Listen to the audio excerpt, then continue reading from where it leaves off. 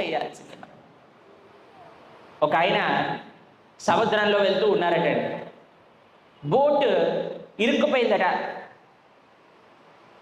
వాడు భగవంతుడితో చెప్పారట, అయ్యా నన్ను కానీ ఈ బోటు నుంచి నన్ను విడుదల చేస్తే నీకు 1000 లడ్డూలు ఇస్తాను నైవేద్యంగా.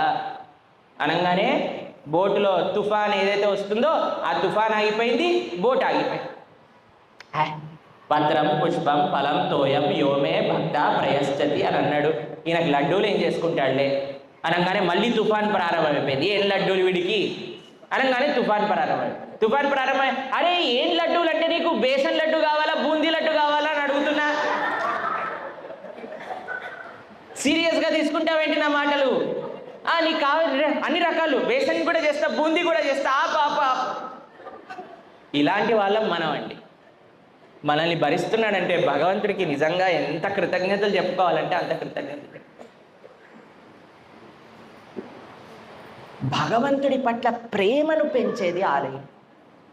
ఎప్పుడైతే మనం భగవంతుడిని చూస్తామో, భగవంతుడి యొక్క లీలలు వింటామో, భగవంతుడి యొక్క సుందరమైన దర్శనం చేసుకుంటామో